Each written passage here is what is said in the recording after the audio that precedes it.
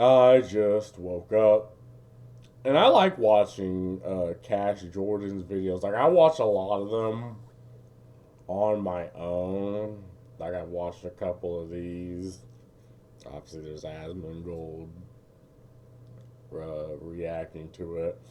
Because it's level. It's nice to have on the grounds level journalism as opposed to legacy journalism that is heavily filtered through a lens, heavily, you know, pushed through the ideological lens of whatever news station or news outlet, and then spouted out to the end user. Like, it's nice to just have people on the ground and showing the situation as is, because you just get a completely different perspective than from the news, because they're sitting in their, you know, their office with the big screen and with the microphones, and generally you have the journalists with like escorts surround them, and they're speaking on and as if they're on the grounds when really they have probably some of the biggest protection. And that didn't always used to be the case. Like, I think I read a case where a journalist in Saudi or from Saudi Arabia was kidnapped. You know, and I don't believe, I shit on legacy media all the time. I don't believe it should go away.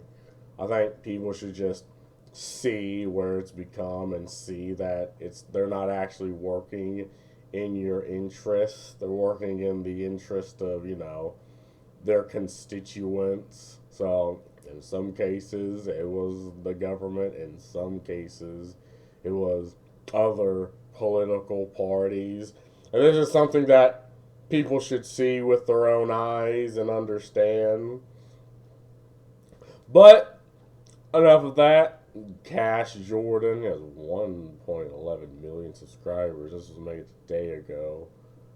Let's give this a watch. Beneath the glimmering sidewalks of Herald Square, homeless outreach workers are pleading with a man with bare feet. Others approach another man who refuses to move.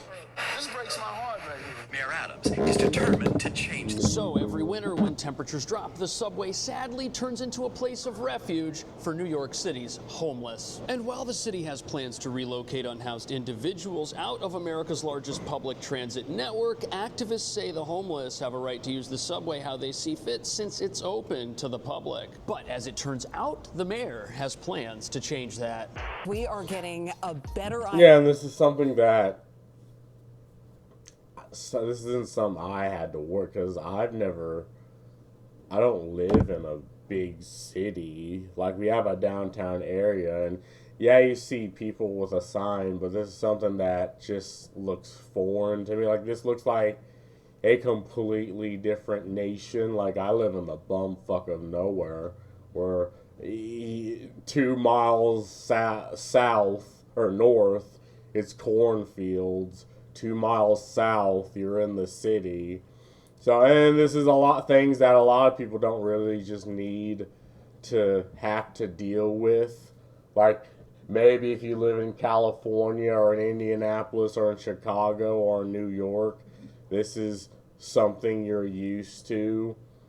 But I'd say the majority of people just don't need to interact with, a large homeless population. Because of that, you get people with this, how would I describe? It's like altruistic empathy, where they pass laws and pass things and enact things that make them look good and feel good, but they don't understand the ramifications of them, because they don't have to deal with the ramifications. Like, the type of individuals I need to deal with, like, say, the homeless population, or, middle class Americans that in New York that actually have to use the subway system because they work for a living. And I say deal, not in the sense that it's, well, apparently the subway of New York is a PvP zone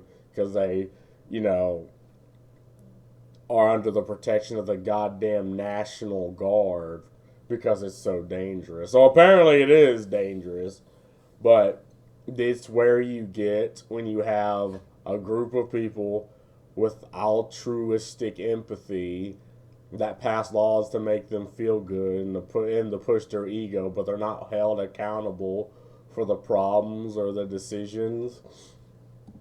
Idea of the progress being made under the Adams administration's controversial overnight homeless outreach program.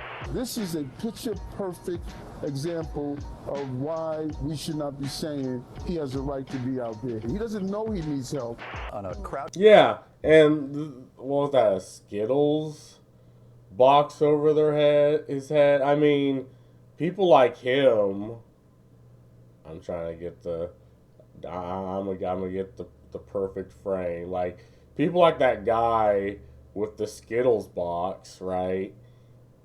They're like, he could easily become a victim of, like, maybe there's, like, we all had to deal with maybe one or two people. Like, you had to deal with these people at school that were just violent and fucking crazy.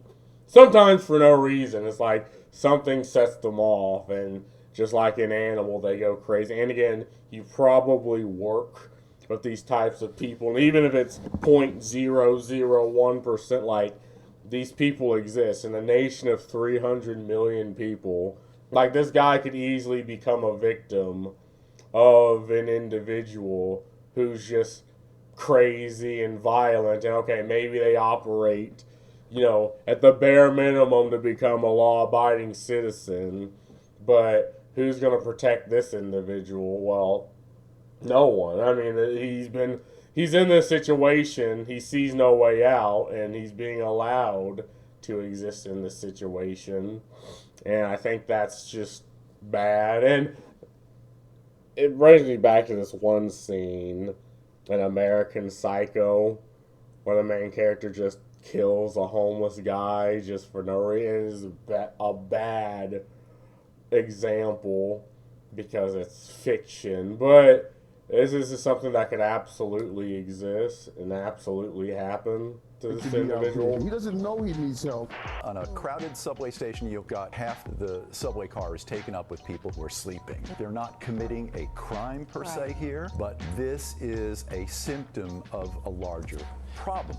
Sad-looking storefronts here underground where you could once grab a slice or a newspaper or a coffee. Of 195 retail spaces in the subway system, only 52 of them are open for business. A vacancy. Yeah, no one's going to do business in a place like this, right? Where, you know, there's crime and potentially violent people, right? And I mean, all it really takes is one homeless guy to go crazy. Like, what was that case where that veteran tried to detain this guy that was violent, and he ended up killing the guy?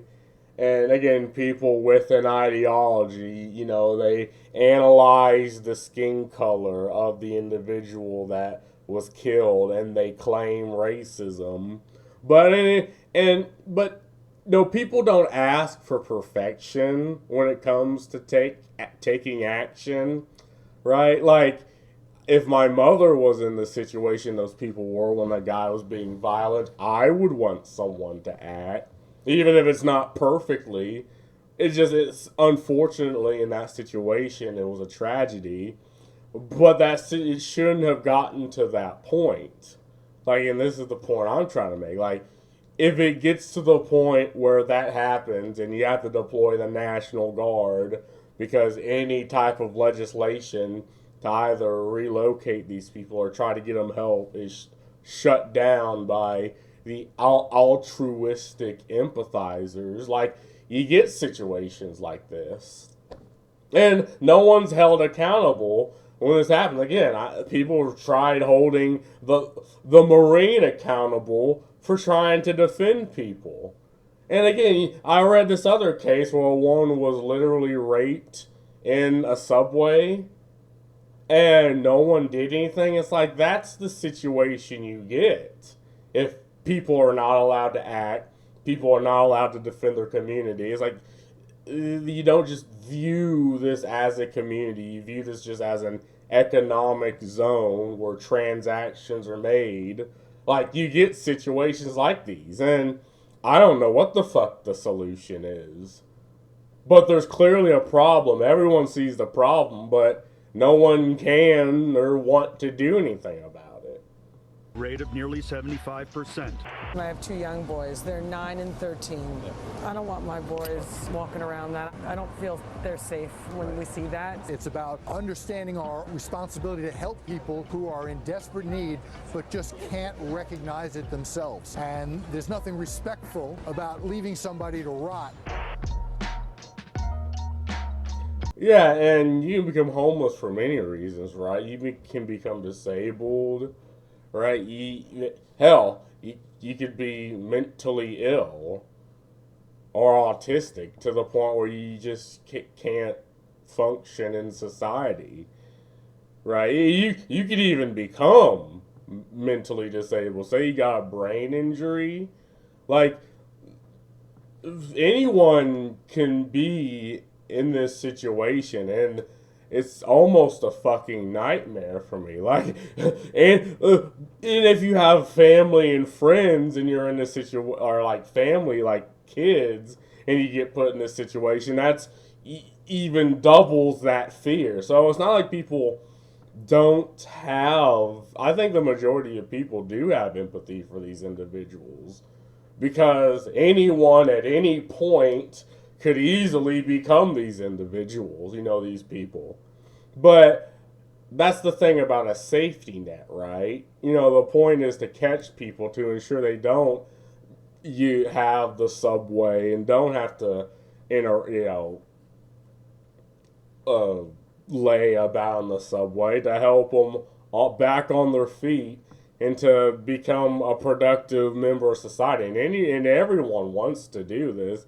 Like, people want to work. People want to be productive. People, want to be treated and given respect for doing this.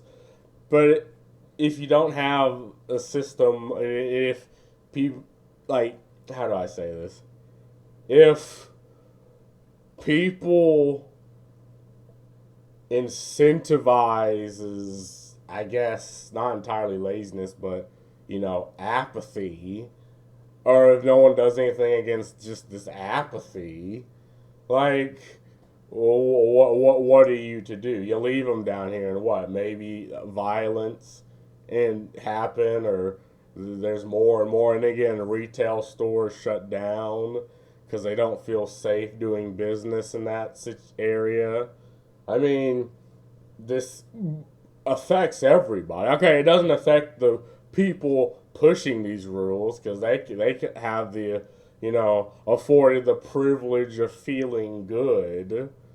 But it's, again, the average everyday American that has to, use the subway, the law-abiding citizen that suffers here, and as well as the homeless people. Because, I mean, I can imagine being homeless. Like, I imagine you just sort of lay and drink the day away just to pass the day faster. Some are starting to say the subway is turning into an underground wasteland. And we're going to investigate this wasteland to see how bad it really is. But what nobody wants to admit is that you could drastically decrease the number of people living down here if you do more to help them live somewhere else. But our subway is actually a mess of New York City's own making, with crime and lawlessness so out of control down here. There is still a force of National Guard troops throughout the system. And I see this is ridiculous. Like, this should be shameful. And this is what happens when you have one group of people who allows this to happen and will veto any, way of enacting and any action against, these homeless people. And it's just, you're like, okay, well, what do? Well, we have to deploy the National Guard to keep people safe. Like this is, I look at this and I'm like, this is just what happens when you have people that pass these altruistic, empathetic rules and laws and protections that don't actually help anyone. At the end of the day, it hurts everyone, the homeless people, the people working here. These got dudes having to take, time out of his day, time out of, his duty to just stand here. It's like, this is shameful. Like, people should be held accountable for things like this having to happen, but nobody is. And in some cases, nobody wants anything to be done about it. Because any action against the homeless population, people just view as bad or view as morally evil, even if it's something that could help. Monitoring it for dangerous activity, along with thousands of extra police, and city leaders know that the second they pull out, the criminals are just going to come right back. But you know something? Lawlessness doesn't stop at physical crimes like robbery and assault, which still take place down here because troops aren't riding the trains. The lawlessness down here also includes fare evasion, which costs the city roughly $700 million a year in financial losses. And shockingly, when the MTA arrests fare beaters, they tend to have active warrants. On top of that, a high-profile court case involving Jordan Neely, a homeless street performer with 42 prior arrests, has city officials admitting more people could... Yeah, I think that was what I was talking about. Jordan Neely and that one vet that apprehended him, and it ended in the Jordan Neely passing away. Like, that was what I was talking about. It's not, you shouldn't get to that point, but we're at this point. We don't know a way out because people will go against the solution. And the people, and these are people who don't have to deal with these situations. Like, and the fact that this place is effectively just a money pit. It's costing millions of dollars just for the subway to exist, millions of taxpayer dollars just for this to happen and people not to pay the fare and to pay for getting through this. It's like unknowingly be putting themselves and others in harm's way. And that brings us to the real reason why the city is now taking drastic steps to move people who are homeless and living in the subway out of it. It puts people with mental health issues at risk. And it's not fair for a city that spends as much money as New York does every year not to do more to help people who think this is the only place they have to stay. And with the city set to activate its controversial congestion pricing scheme, which will tax drivers who refuse to use the subway, the powers that be have decided that if they're going to punish everyone who doesn't use our dangerous public transit networks, they better not do it while also punishing the homeless by neglecting them. But as you're... Yeah, and that just sounds dumb. Like, that's environmental.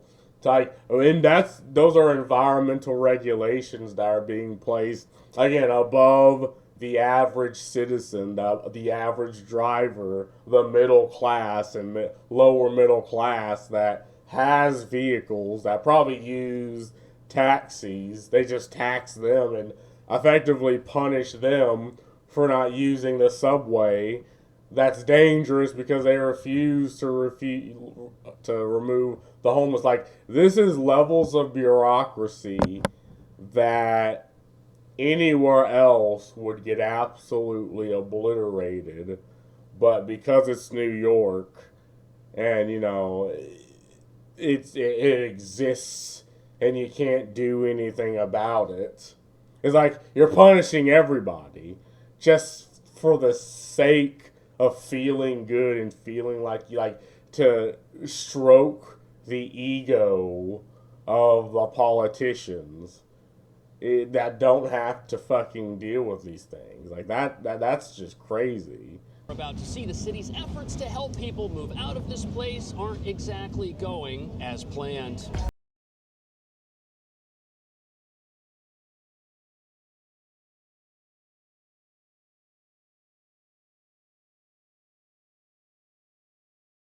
34th Street Herald Square subway terminal, which is quite large, quite warm, and sadly has become a visual display of the humanitarian crisis taking place beneath the streets of New York City. In fact, this particular area where we're standing right now with this green backdrop here, this used to be the entrance to a mall which has become abandoned, and it's a place where people have been sleeping in the evenings. At least that was what was going on down here until the city decided to take steps to stop that from happening. Steps which many say are extremely controversial. At the same time, look at this place. It's loud, it's bright, there's dripping water, there's trash all over the place. This is not where somebody should be trying to live on a full-time basis, that's for sure. And city officials are defending their new plans as being necessary to help those who may not be able to help themselves. Governor Kathy Hochul said today that Jordan Neely should have been removed from the subway. She is promising a new series of policies to address the state's mental health crisis.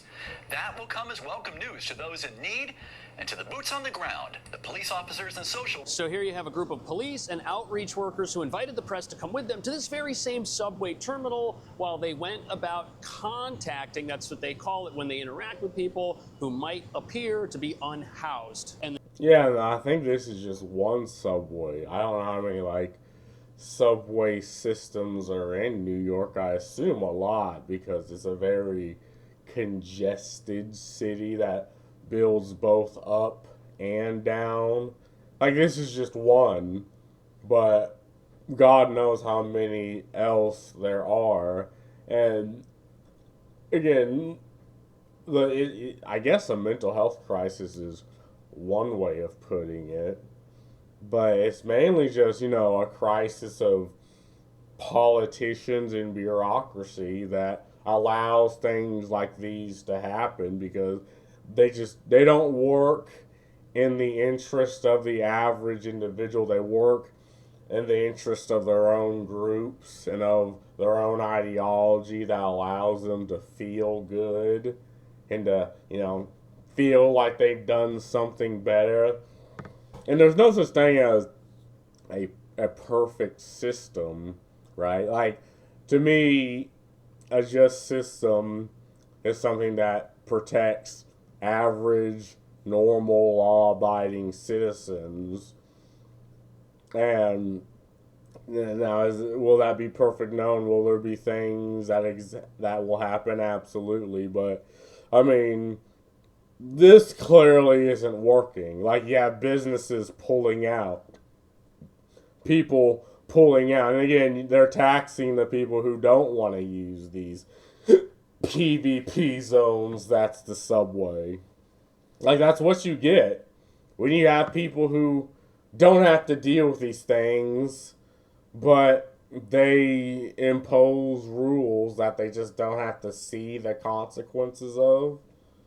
The New York Post, who tagged along, says that 96 individuals were found to be sleeping in this one terminal. And there's an extremely high likelihood that if this investigation had taken place in more places than just this, that the sad state of affairs down here would be even more obvious. Furthermore, this tag-along only included a stroll through this terminal. They didn't ride the trains, where there are many people who sadly are calling that their temporary home. And although the total number of homeless living in the subway is unknown, this article estimates it could be as high as 4,100 people. And there could be more people living down here in the subway than in some small towns in America, which is shocking. However, what's even more shocking is that the city's efforts to help move people from here to an actual place which has been set aside for them to stay haven't exactly been working. Each night, nurses and social workers are teaming up with New York City police officers, part of the mayor's latest initiative to offer shelter and services to the homeless and to involuntarily commit those with severe mental illness who refuse treatment. So this is the part where things get controversial. Every night you've got these outreach teams that scour the subway looking for folks who might be down here and might not have anywhere else to go. And their goal is to help them go somewhere better than this. Let me guess. Like, the altruistic, empathetic individual will consider this harassment and be like, no, in fact, you're harassing these people. And again, like, this guy isn't hiding the fact that he's homeless. Like, you can just tell just by the way he's sitting here. Like, it's not like it's anything being hidden.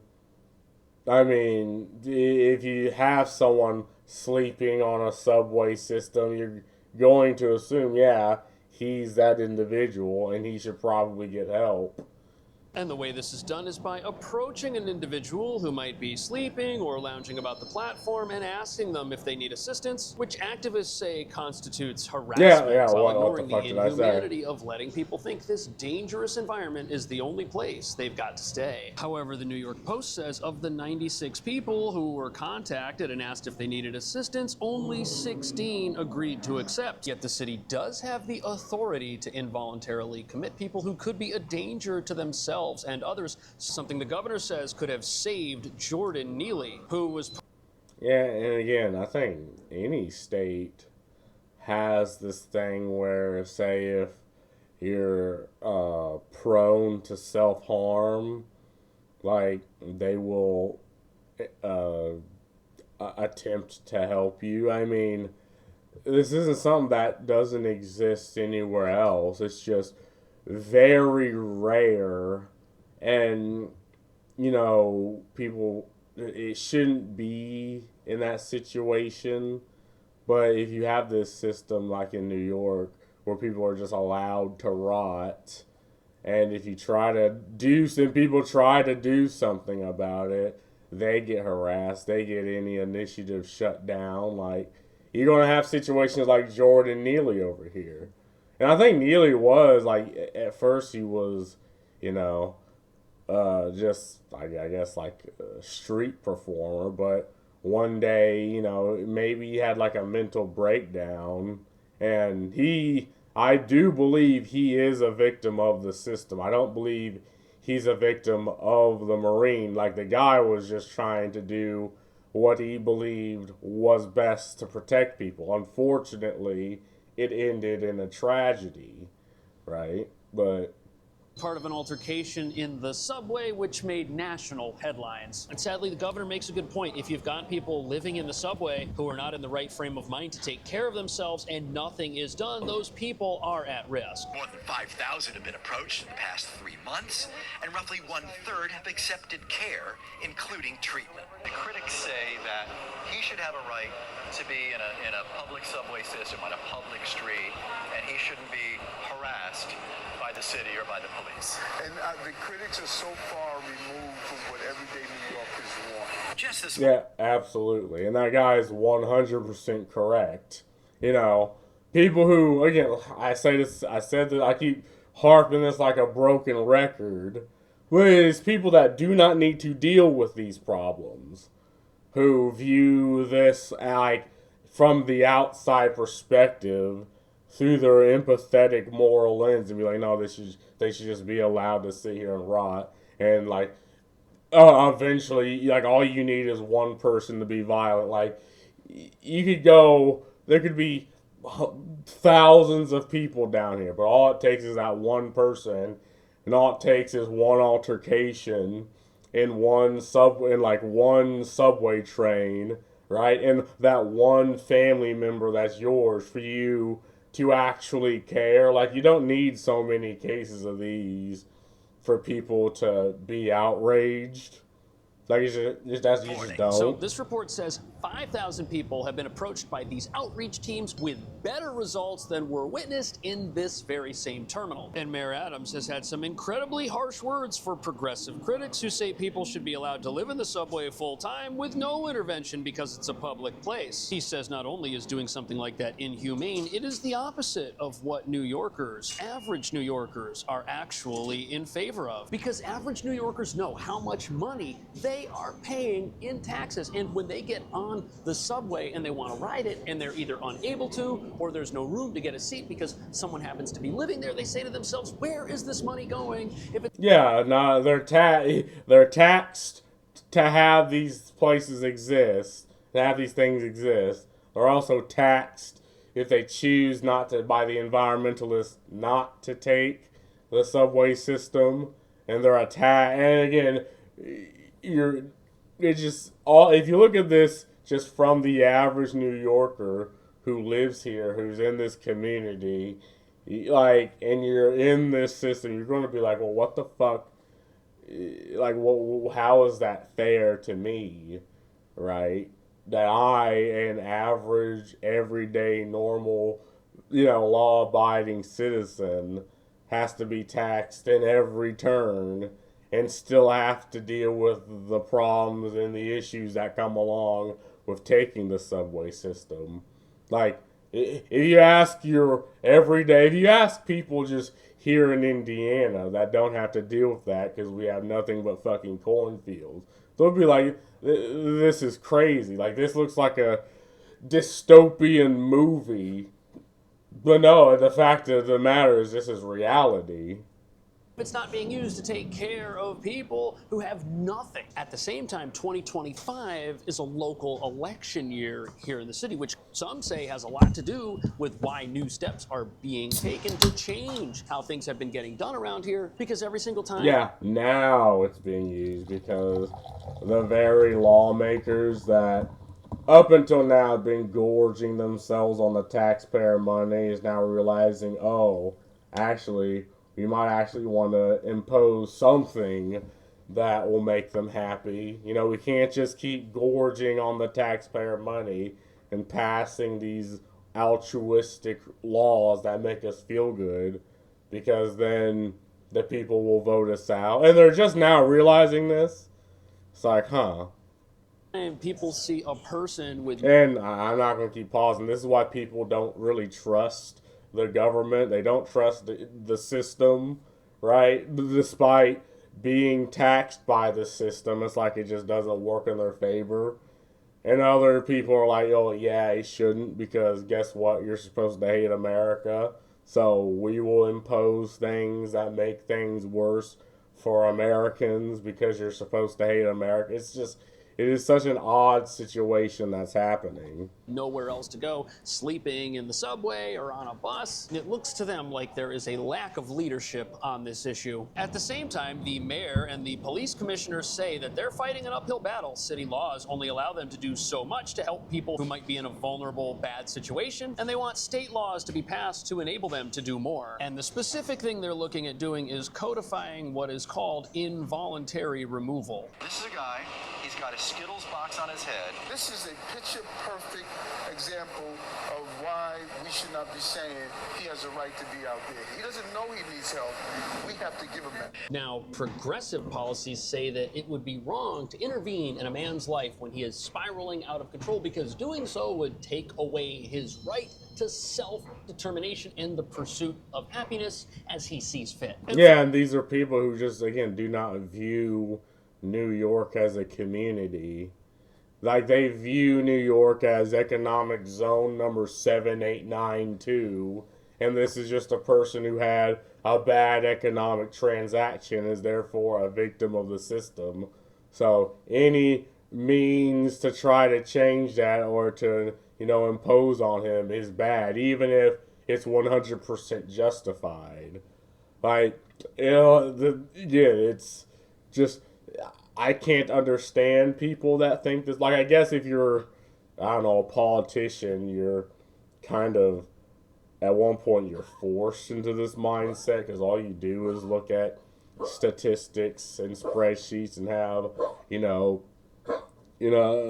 hire people to do the numbers and the things for you. But if you're the average American that has to do this because you have a family, you have a job, you have to work for a living, and you have to deal with this, and you have kids, and sometimes you have to bring them down here, and you have to deal with this. Like, that's a bad thing, and no one wants to be in that situation, but no one also wants to do anything about it. For a long time, various leaders of New York have treated the subway as just another public space and have made people feel bad about their desire to see people who are there and are obviously in distress helped in some way. Yeah, again, this is a community, right? That's why people want it to help these individuals. Like, okay, maybe you have a couple people that just don't want to see the homeless, but in there because they just don't like it. But if the person gets helped, if the homeless guy gets helped at the end of the day, it doesn't really matter. Like, again, I'm not trying to morally impose on people. I'm not trying to read their minds. I'm just like, again, the way I see it, there's no such thing as a perfect system. It's just you have to protect the average law-abiding American, who has to deal with this, who works for a living, and helping the homeless people out will help the city and will help the average everyday New Yorker. Like, it just seems like a good thing. Something that would also make America's largest public transit network safer and more usable for those who pay to use it. On top of that, a public transit network is not designed as a living quarters for anybody. And at present, state lawmakers are considering the Supportive Interventions Act, which would say that a person in need of medical or psychiatric care can be forcibly removed from the streets. But the only terrifying thing about this is it would be the government who determines who needs a psychiatric evaluation, and that's not going to sit right with everybody. And in the and that wouldn't sit right. Like, there's a reason why we don't have like mental health institutes, or if you do, it's under very strict situations, like the immediate self-harm, because you had these situations where people would move their grandparents to the loony bins and keep them there and just live off the inheritance. Like, there's just so many abuses that were done, and enough of them were done is that we completely got rid of these. But it's like, okay, what's the solution to someone who's addicted to drugs and cannot get out of that addiction, cannot function as a normal human being? Well, the solution is to give them other drugs that they can possibly become addicted to hopefully get them unaddicted to a worse drug. Yeah, apparently that's the solution. The future, what if an act like that is abused? However, proponents of these ideas say that current laws and policies, which do allow for involuntary commitment, don't give the police the tools they need to help those who are now in distress, and who also may not have the agency to understand the effect their choices have on their very lives. However, as you're about to see, there's another cost associated with allowing the subway to be run in this manner, and if the city doesn't do something about it soon, things down here might get even worse.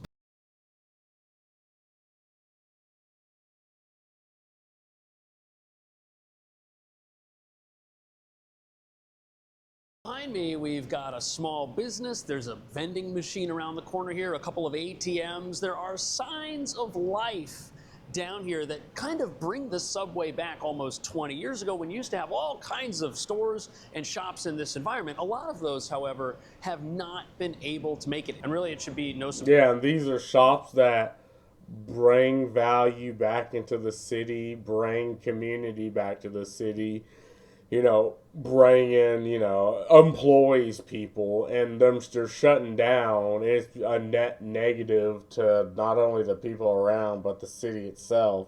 The same city that seems to just wants to tax the everyday American that has to pay for these things. Like, that's something that I find crazy. It's like they're punishing you through taxes, you, the person who works for a living, to deal with their ineptitudes. And this is what happens when you have politicians that don't work in the interests of the average Americans that put them into office. They work in their own interests, and they're effectively corrupt. Surprise why a business might find it tough to operate in a high crime environment. That is a visual humanitarian disaster that the city is not tending to. Sad-looking storefronts here underground, where you could once grab a slice or a newspaper or a coffee. Of 195 retail spaces in the subway system, only 52 of them are open for business, a vacancy rate of nearly 75%. So apparently you've got hundreds of empty kiosks like the one behind me, which makes sense. This is not a great environment to do anything. It's not even a great environment to get on the train, let alone spend money. At least they've gotten around to reopening some of the bathrooms that have been closed for the last 4 years. That's a good start. And with the high levels of crime and the constant militarization of this environment, it's hard to think of who wants to have lunch in a place. Yeah, it's like, it makes you wonder, like, is there like organized crime happening in these subways? Is that's why the damn National Guard and actually NYPD is there? Like, you have all these questions that just run through your brain, and I don't know the answer to that. I assume so. Like, I don't think they're utilizing the National Guard against, you know, the one rabid homeless person. It's like these are just questions you ask. Again, I guess you're just not allowed to ask these questions.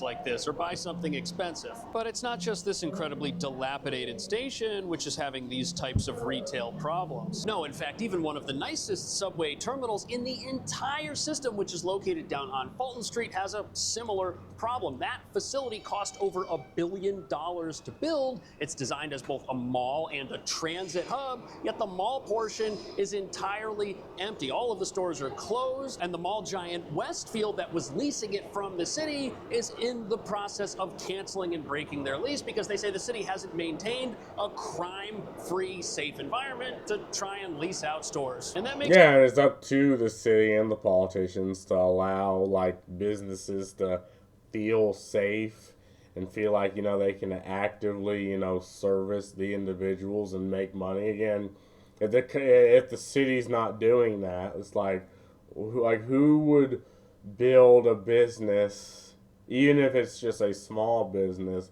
in a place where the city does nothing to protect you and your interests and the people that work for you? Like, this is the problem with Chicago. Like, there was a lot of like car companies and businesses in Chicago, but politicians have just allowed that to flounder. And it's just something that doesn't need, like, to me, just the average everyday person, that doesn't make any sense. But people want it to happen, I suppose, or it's allowed to happen and people defend it.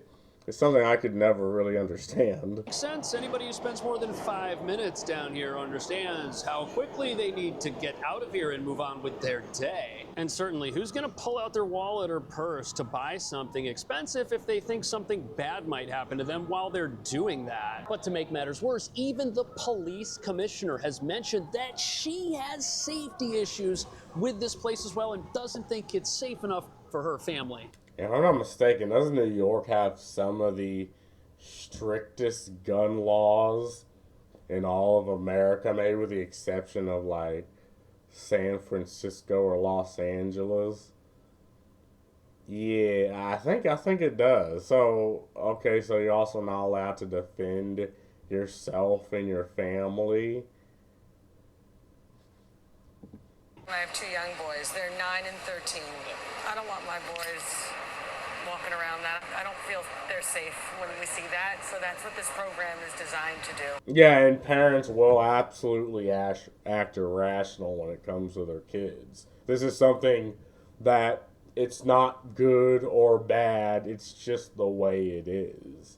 Like, any parent will absolutely just be completely and utterly irrational when it comes to, you know, things happening. Like, to do any less would be a dereliction of your duty as a parent.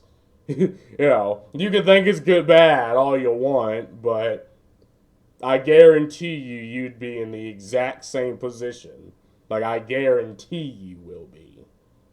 So, I mean, Brian Stanton is the deputy. Okay, if this subway is not safe enough for the police commissioner, I'm not sure who it's safe enough for. Yet it's welcome news to many that the city finally seems to be doing something down here about this environment to make it safer for everybody, including those who are in need. And you know, I don't think any of us want to hear at this point that they don't have the money to go about doing this because they're wasting millions on all kinds of bizarre things, like a study to examine the psychology of those who don't want to pay to use this place.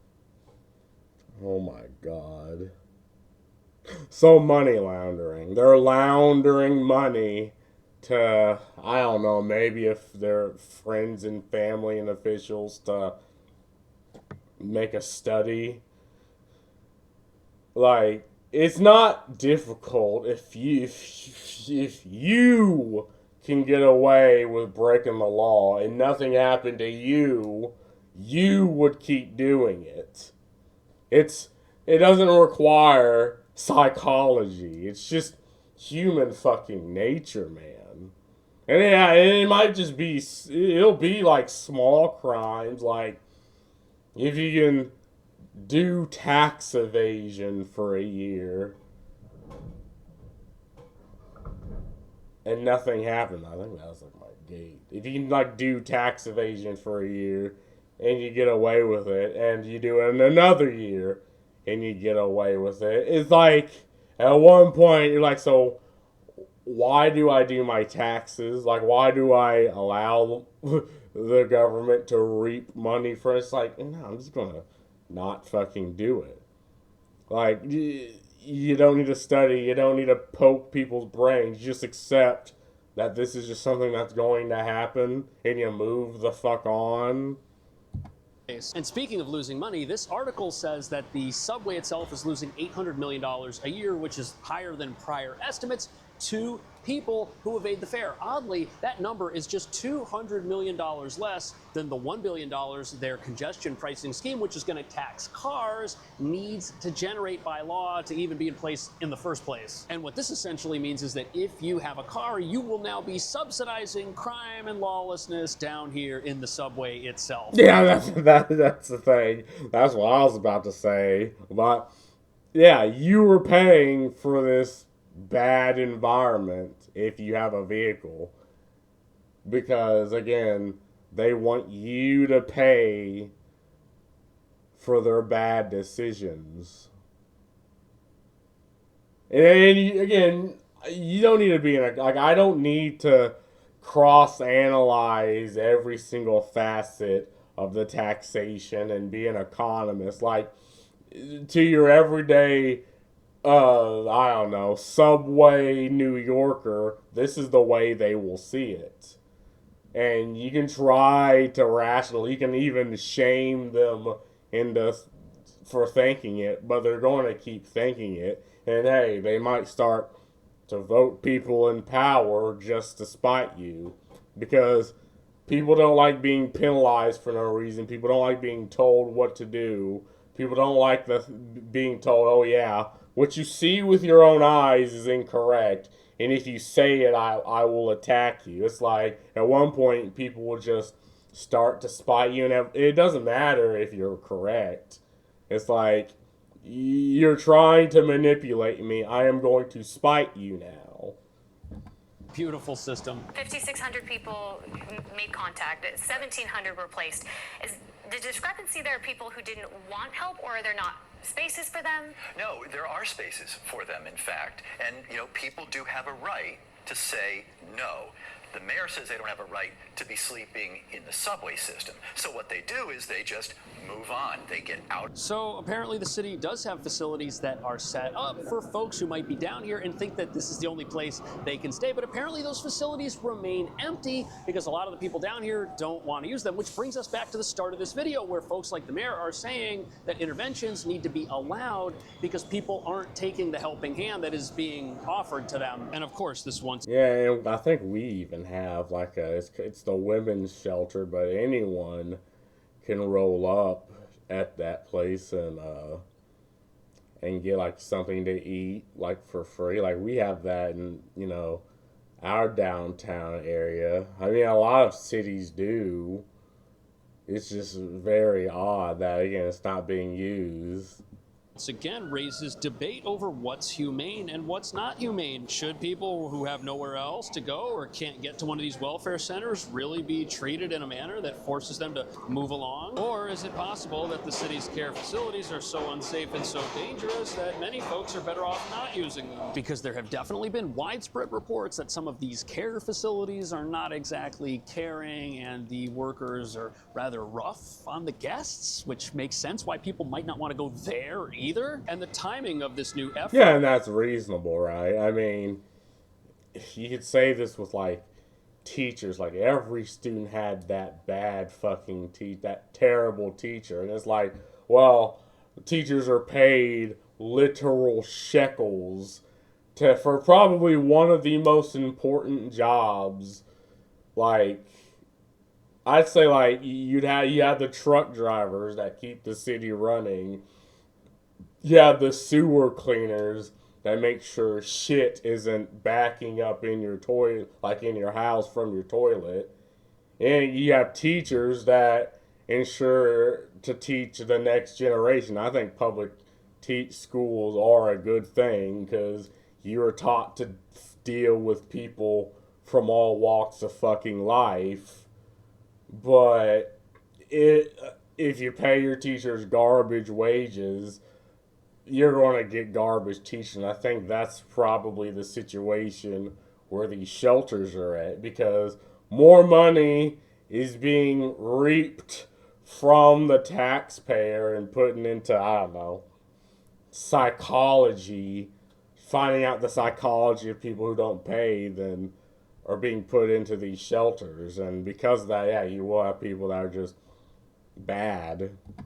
To help the homeless no longer live in the subway cannot be a coincidence. This humanitarian disaster has been taking place beneath our streets for a long time, and this is the first time anything's being done to help the less fortunate move to a place that might be better suited to them. What do you think about that? Are the city's plans to help the homeless in the subway itself a coincidence? Is this something that they were planning on doing all along? And are they good plans? Is it a good thing to help someone move out of the subway if they truly think this is the only place that there is for them? Let me know what you think about that. Thank you so much for watching. I'll see you in the next video. Yeah, it's I ended up right at 16:10. That's surprising. And again, I need to watch more videos from him, or at least react to them. But it's good to have just this down to earth type of journalism. We should stop giving money to other countries and take care of our people first. Yeah, I'd say the majority of Americans think this way. Like, it's something that everyone thinks, but no one's allowed to say, because you have people that will just spurg out at you. You know, the empathetic individual. We have illegal migrants staying in luxury hotels getting thousands of dollars a month and handouts, and United States citizens dying in the cold with nothing. Yeah, I've seen, like, I think I had that video in the back burner, but I've had, like, the Haitian immigrants in, is it Ohio? Where they're literally just given, like, $500 a month and, you know, licenses for vehicles. How much money was I given? Like, when COVID happened, I think I was like, you got the $1,000 for the couple months you're off, but I think when I was on, I guess it was technically welfare, it was like $300 a month. And yeah, people see you have an unfair system that you can try to rationalize to people, but the average everyday Walmart American doesn't fucking care. It's like, okay, I have a family and children. I work for a living. I want to be productive. But I was forced indoors because of the government and given literal fucking pennies. But the bills still came in. And you have situations like this guy said. And you're like, what the fuck? New York State Governor, if you think that New York City is so successful and safe, ride it from one and to the other without your bodyguards. Yeah. Again, these are people that don't use the subway. They don't see it. They don't see the, like, these problems are effectively fictional to them. A woman was burned alive in that subway. Paying passengers have a right to ride safely and to traverse the station in safety. Yeah. And again, no one's held responsible for this. People just think it's just a force of nature that these things happen. And it's like, no, there are policies in place that allow this. What does it take for the city officials to focus on people within the city rather than people outside the country? Well, I don't know. I'm not saying anything, but if that Luigi guy and the head of that healthcare CEO has anything to say about it, I mean, you'll eventually get that 1%. Well, it would be like 0.001% of people that are just crazy and they're stuck and trapped within a system that they see no way out, and things happen. 5-star hotels for illegal immigrants. Take one of those hotels and set it up for the homeless. America first, yes. My heart breaks for the lady who was burnt alive. Yeah, I seen this, and at first I didn't believe it, but like I seen the one where a woman was raped and nobody did anything. But then there's this one where a lady was burnt alive and no one did anything. Like, this is where you get, if you just pass rules on empathy and on ideology instead of what is best for the citizen. Something needs to change in this when we are burned alive on the effing train. City is going backwards and it's sad to see, yes. They should take care of their homeless instead of illegal immigrants. Yeah. Yeah, I agree. 100%. But, anyway, that's all I really gotta say about this. Peace. I was about to exit out of that. See my fucking head.